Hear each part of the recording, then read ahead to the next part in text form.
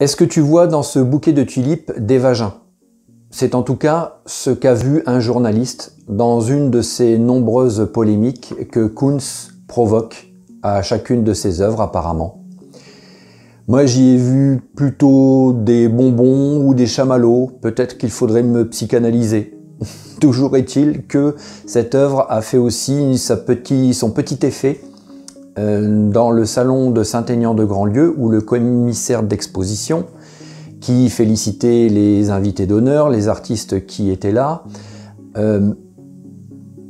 parce qu'ils étaient les tenants du bel art, du véritable art, du noble art, comparativement à ce que Kunz pouvait proposer pour répondre aux élucubrations de la mairie de Paris. Ça, c'est la première chose. La deuxième chose, c'est qu'en discutant avec d'autres artistes, Kunz a encore été cité parce que ces artistes-là me parlaient du marché de l'art morose, que c'était difficile, parce que l'art était surtout tourné vers des artistes comme Kunz, parce qu'il répondait à des spéculateurs. L'art était surtout spéculatif et ce Kunz était lui-même un spéculateur.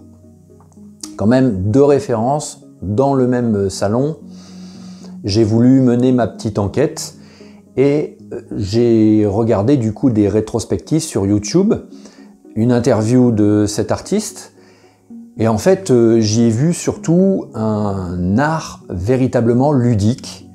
Quelqu'un qui jouait avec les codes de l'art, les images produites par l'art et les codes de la société de loisirs et les images qu'elle provoquait, les sentiments qu'elle provoquait, les émotions qu'elle provoquait. C'est le principe même du pop art.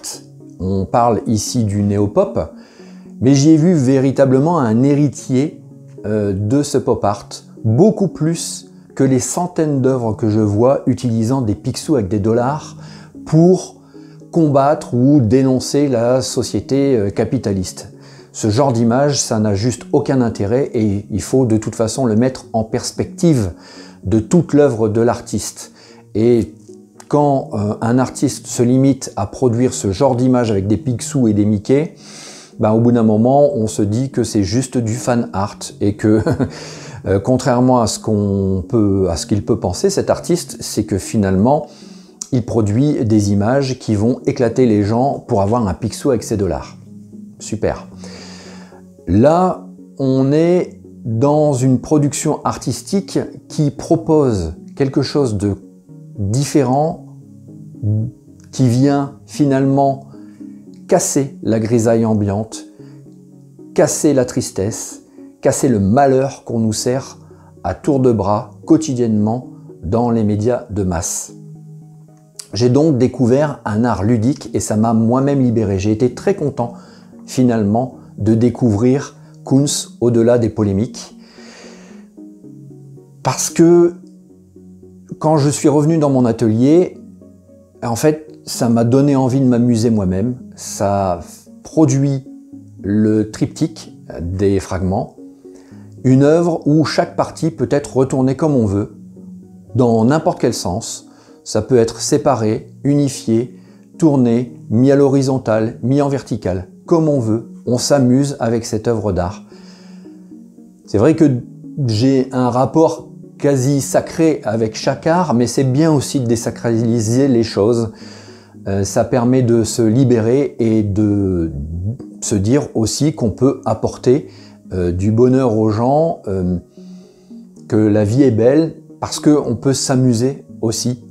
Ça m'a fait du coup extrêmement du bien d'avoir vraiment approfondi le travail de Kunz.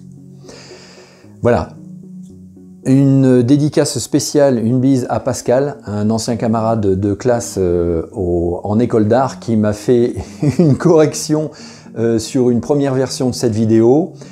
Voilà, si tu veux suivre mon travail beaucoup plus régulièrement, si tu veux qu'on discute par mail, je t'invite à rejoindre mes contacts privés. Je te mets le lien à côté de cette vidéo. Si cette vidéo t'a plu, juste un petit like ou simplement t'abonner pour regarder la suite. Je te dis à très bientôt. Merci.